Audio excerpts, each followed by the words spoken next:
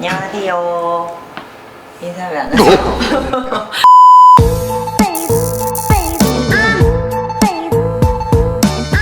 안녕하세요. 네, 동네병원 안내의사 조원장입니다. 김원장입니다. 이거 누가 생각한 거예요? 근데 너무 제가 재밌을 생각했습니다. 것 같다고 생각을 했던 게 이름은 겁나지만 생각보다 괜찮아 병. 그리고 좀 약간 다빈도 질환으로 그렇죠. 네, 진료실에서 딱 들었을 때 깜짝 놀라는데 뭐 별거 아니라고 좀 안심시켜 드릴 수 있는 네, 그런 질환에 대해서 소개해 드리도록 하겠습니다. 진료실에서 설명드릴 때 예우가 괜찮은 거는 저희도 설명드릴 때 기분이 좋아요. 사실 지금 이것도 발전 약간 저희 두 과에서 생각할 수 있는 것들 했는데 다른 선생님들이랑 다 같이 하면 진짜 많을 것 같아요. 소아과 영역은 특히 이제 애들 보니까 엄마 아빠는 깜짝 놀라잖아요. 이름이 무서운 내용이 조금이라도 들어가 있으면 굉장히 걱정이 될 수 있는 내용인데 이런 내용을 들으면 아주 걱정하실 필요는 없다. 그런 질환들에 대해서 설명드리도록 하겠습니다. 저는 한 3가지를 준비했어요. 저는 그냥 저는 한 가지인데 이름 2개예요. 저 2개. 맞아, 이름이 2개. 네, 2개. 예. 2개죠? 2개죠. 예. 대충 뭘 네. 준비했는지 알고 네. 있어요. 독성 홍반 이름 너무 세 보이죠? 그리고 다른 이름 중독 홍반 너무 세 보이죠? 너무 세 보이는데. 그래서 사실 이제 태어나자마자 뭐 하루 이틀 지나면서 보일 수 있는 몸의 병변인데요. 이제 막 신생한데 몸을 벗겨보면 이렇게 빨긋빨긋한 이런 발진들이 있고요. 하얀 고름 같은 게 또 보여요. 그 가운데. 그래서 좀 징그러워 보일 수도 있거든요. 근데 이제 사실 이름만 그렇고 독이 없습니다. 그래서 자연 소실되고요. 그리고 사실 오랜만에 또 교과서를 찾아봤는데 역시나 뭐 원인은 그다지 밝혀진 것은 없다. 네, 아직까지도 최근 지식까지 다시 한번 찾아보고 나왔습니다. 역시 뭐 밝혀진 건 별로 없으나 그냥 이제 환경이 바뀐 거잖아요. 태어나면서 물리적인 자극이나 뭐 환경적인 요인으로 있다가 자연 소실되는 병변이다. 특이한 거는 그 미숙아보다 만사가에 더 많이 나온다라고 돼 있어요. 그래서 보인다고 해도 두려워할 것 없다. 치료는 특별히 할 거 없이 경과 관찰하면 자연 소실됩니다. 독성 홍반입니다. 이렇게. 그쵸? 독성 홍반입니다. 그러면 이제 어떡해요 선생님. 이름을 그리고 이제 어떻게 줬지? 하지만 독이 없습니다. 나쁜가? 좀 재밌어. 처음에 무섭게 얘기하고 괜찮습니다라고 말씀드릴 수 있으니까.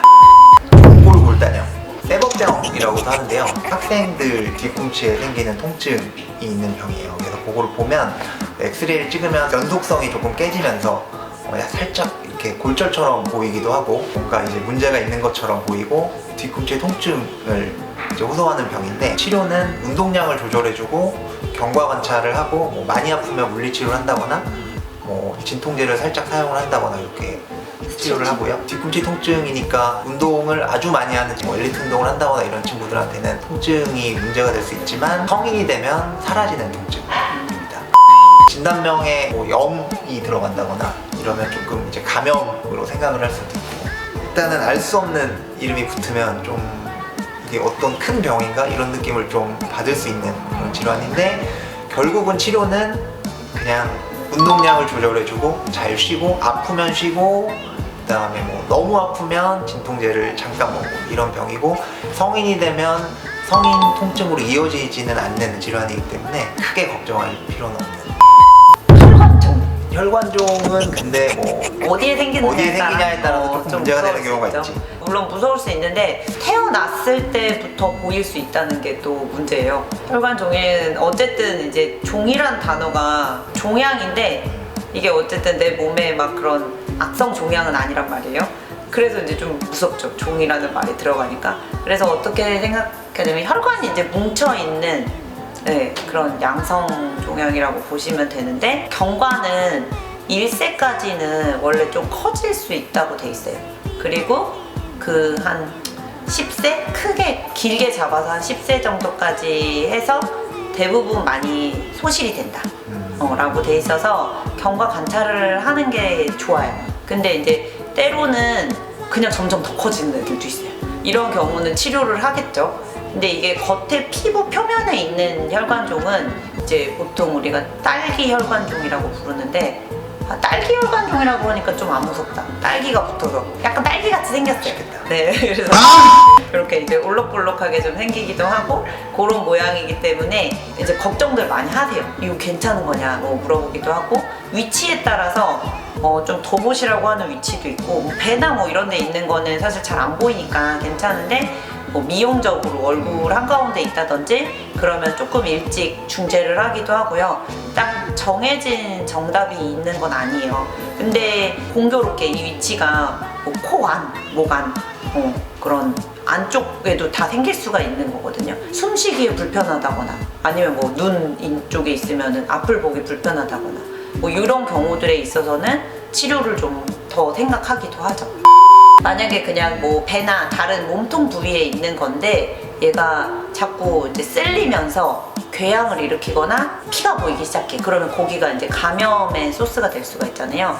그러니까 그러면은 치료를 하기도 해요. 하지만 대부분은 좋아지기 때문에 너무 일찍 치료를 할 필요는 없습니다.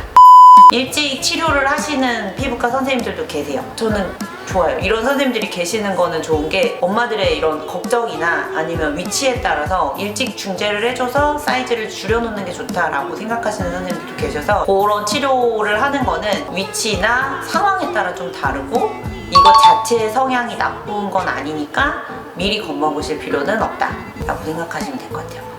레이저도 하시고요. 사실 수술적 치료도 있고 그 전에 그런 베타 차단제나 그런 거를 쓰시기도 해요.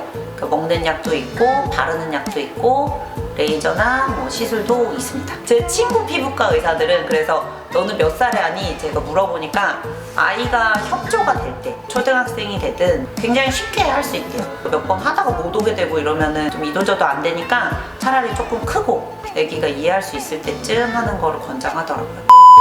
이름이 그렇게 나는 무섭지는 않은데 저는 그냥 좀 보존적으로 볼 수 있는 병들 오스구슐라터병. 오스구슐라터병은 굉장히 많이 있습니다. 학생들이 무릎 통증이 있을 때 엑스레이를 찍으면 경골의 모양, 무릎 아래쪽 그 아랫다리 뼈의 모양이 조금 이렇게 우둘투둘하게 달라 보이는 경우가 있어요. 대퇴사두근 허벅지에서 있는 제일 큰 근육이 슬개골을 통해서 아랫다리의 힘줄이 붙는 부위에 사용이 좀 많아지면서 그쪽에 이제 모양도 변화가 있고 통증이 생기는 병입니다.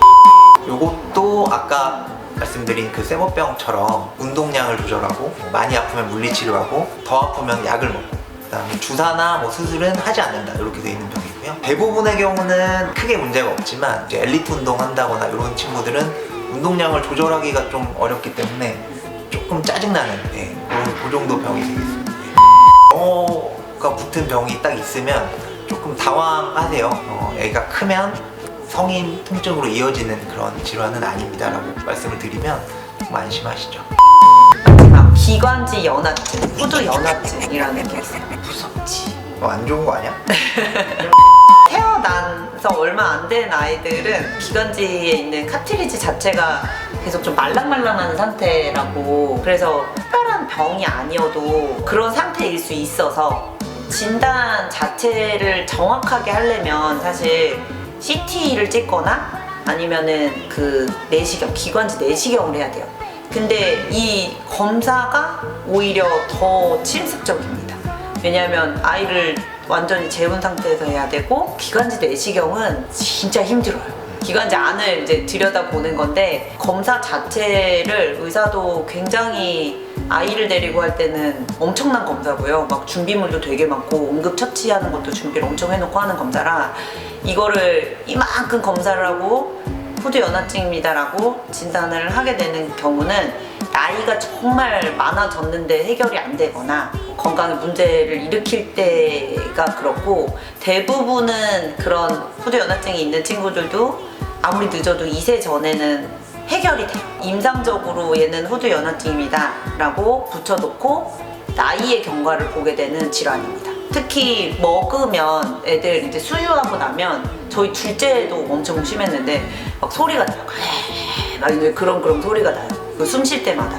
그러면 이제 불안하죠. 먹일 때 애가 막 이상한 소리를 내니까. 근데 그 말랑말랑한 상태라서 음식에 이제 들어가는 그 행위와 더불어서 숨 쉴 때 그런 소리를 좀 낼 수가 있어요.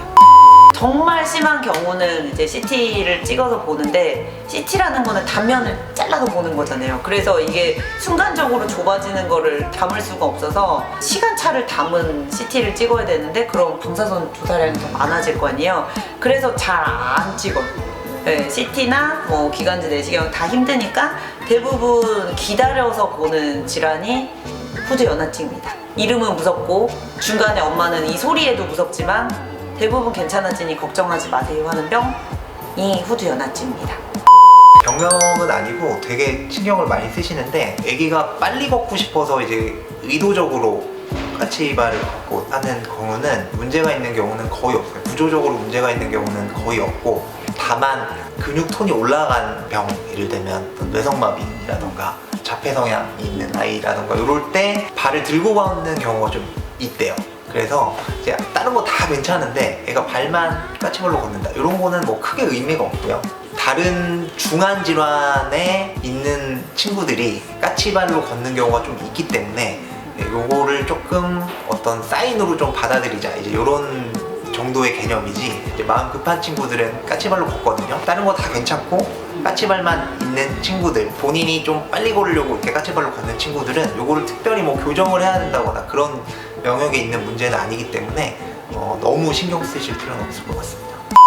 애가 기침을 너무 오래 해서 이제 폐렴이 아닐까 걱정돼서 왔어요. 이제 엑스레이 찍어달라고 오시는 분들이 있거든요.